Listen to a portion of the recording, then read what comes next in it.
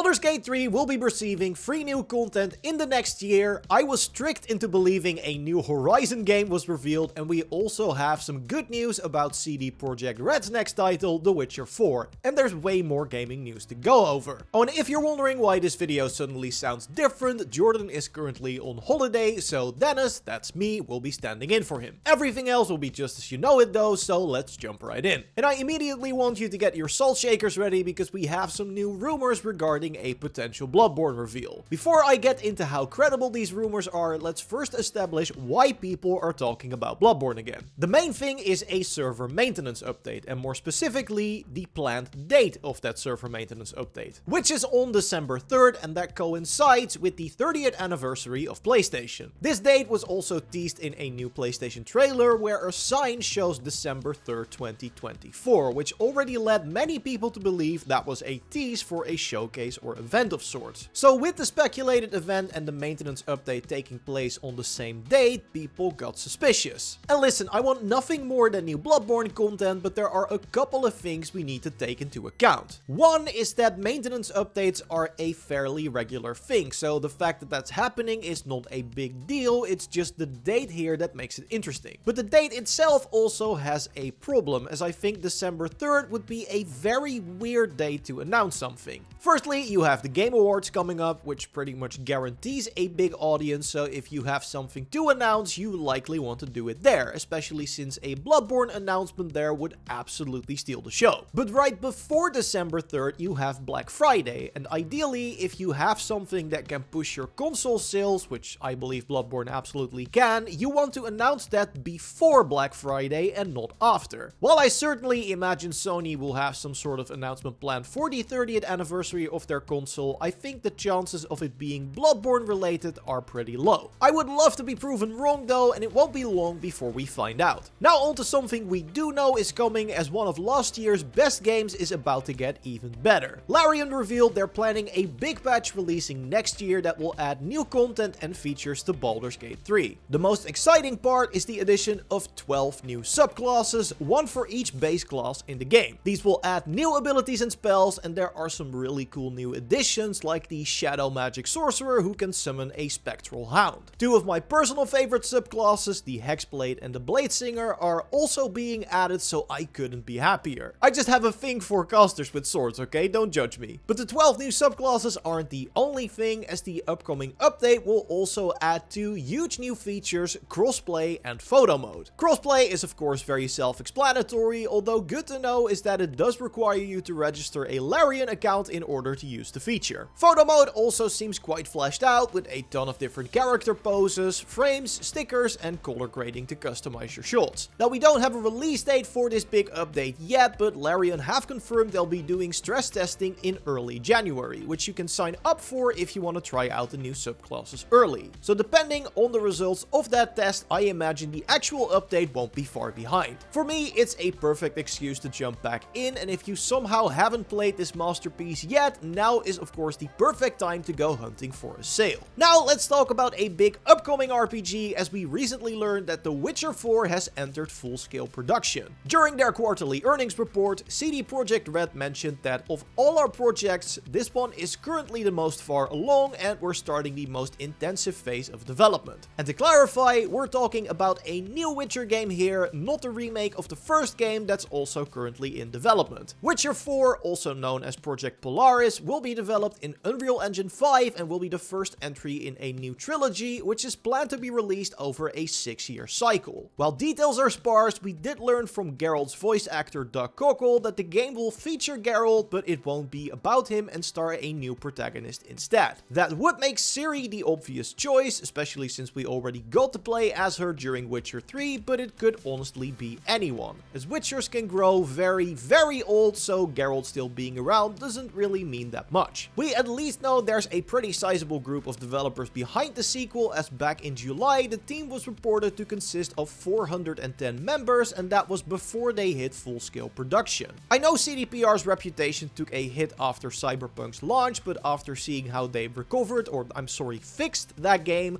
I think we have reason enough to be excited for their next project. In general, there's a lot of Witcher related stuff in the works, as next to the Witcher 1 remake I mentioned, there's also a multiplayer game game set in the Witcher universe in development at CDPR-owned studio Molasses Flood. So it sounds like Witcher 4 is going to be the kickoff, and then we'll be receiving a lot of Witcher game content over the following years. Okay, this next game we're about to discuss almost gave me a heart attack because I thought a new Horizon game got announced while Jordan was away. Lucky for me, turns out these screenshots are from a completely different game called Light of Motiram. Of course, the setting is very similar to Horizon, with mechanical creatures and an almost prehistoric human civilization. But it goes even further than that, as the designs of these machines, their color palette, and even the key art for the game all look like they could be promoting a new Horizon title. Now, to be fair, Light of Motiram is not an outright ripoff, as the gameplay includes a ton of features that aren't in the Horizon series, like cutting trees for resources, building camps and structures, more expansive melee combat, and co-op and crossplay. There's also a feature that allows you to capture and tame mechanical creatures and use them in combat, and I'm sure hoping you don't use a ball to capture them, or we'll have another Palworld situation on our hands. But yeah, speaking of that game, I'm almost getting deja vu, as we have another major game franchise that's being used as a very